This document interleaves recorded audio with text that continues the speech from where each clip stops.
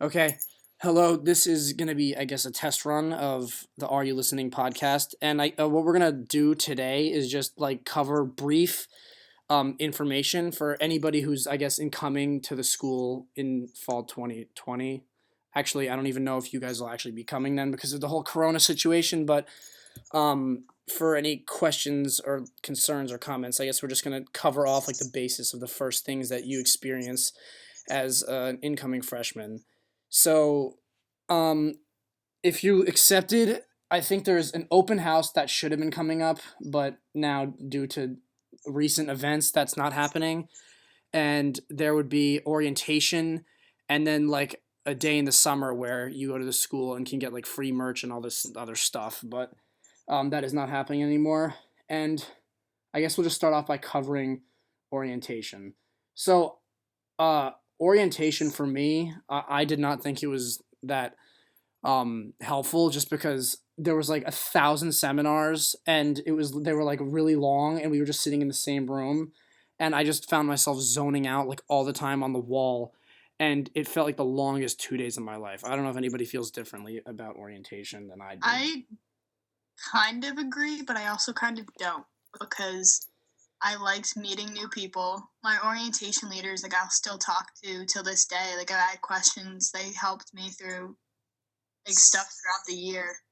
But like obviously meeting people, and yes, like there were a lot of long meetings where they did get boring. But I know they're also trying new stuff to make it more entertaining.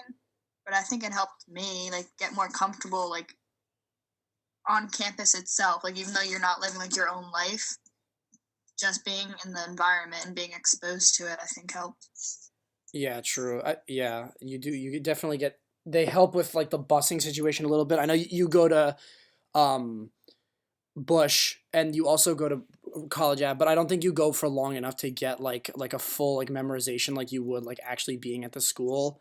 And yeah, I feel like I didn't go out of my way to make friends because I was just like I wanted to go home because it was like a normal weekend and I had to like pack up and go and then like settle down at Livingston campus. And I mean the suites though they put us in like the senior housing, so it was like really nice. But I feel like if you're there with like a closed mind and you don't want to experience anything like I did, you'll just be like zoning out the whole time, just waiting to go home. And it'll be the longest 2 days of your life. But if you actually like are there like excited, then it's definitely a different experience. Yeah, like my experience was also obviously like very tiring for me because I went the day right after graduation. Oh, So I project graduation to like the middle of the night, and then I had to wake up early and go to this thing for 2 days. So I was tired as heck by the end of the second day, but it was still yeah. a Well, curve to learn, I guess.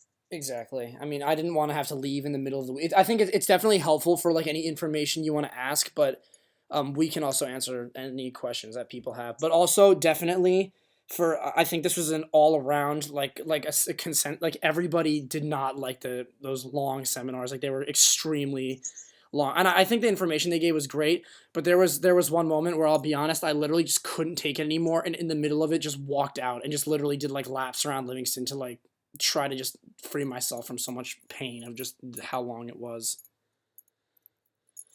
Whew. There weren't too many seminars I walked out of, but all,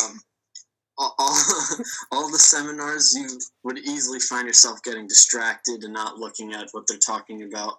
But then, like you said, the busing, you couldn't really get a feel for it. You did go around for pretty much the whole second day you were there, but you couldn't learn really anything about the buses. I didn't find that helpful. And then another thing was staying overnight. They kind of wanted you to feel like you were in the dorm and you were living there, but one night is not going to do that either. It just wasn't that enough experience. Yeah, overall. Oh yeah, you can go.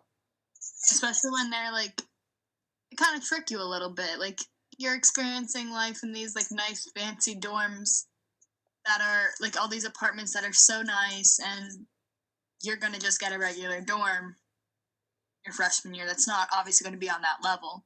Yeah, no, that's definitely right. Orientation is definitely a little like catered. Like you go there and you feel slightly awkward because it's like brand new place with like thousands of more people, and like if you're going to Rutgers, you're going to a massive school, and they definitely trick you with the speech. Like, wow, this is great, and then you pull up the first day and your dorm is like absolutely miniature, and you're like, oh crap, and then but like it just differs. But overall, I think orientation is helpful, but I don't think like if people are freaking out about like orientation, I don't think orientation is that crucial because it's only like everybody's housed on Livingston because like that's just the easiest place where they can like assemble everybody together like at the basketball court and like just all that other stuff and like the stadiums and all that, but definitely not that important.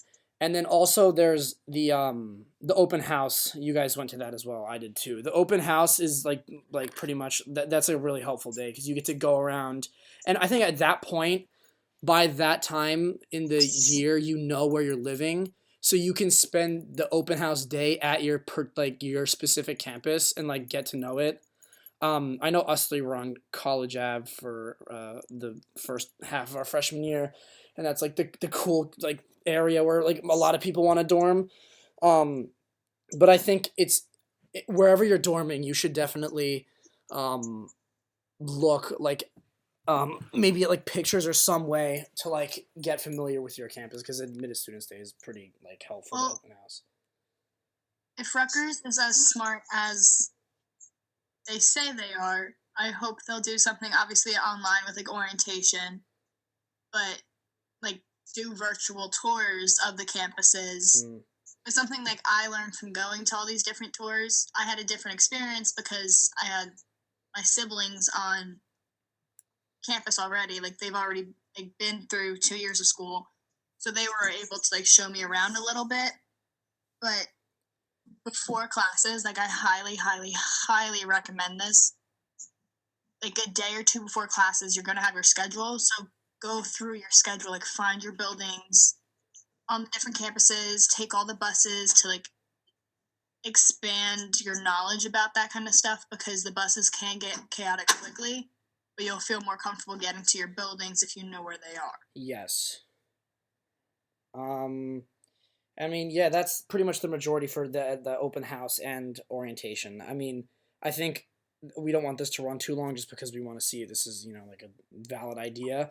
But if anybody cares or would like us to, we can cover more stuff in our next little podcast. We can cover like busing and like other, specifically like living on your campus and like classes, like where, like depending on your major and all of that, and just other helpful stuff. But this has been our Are You Listening podcast, and we'll catch you hopefully in our next one. Bye.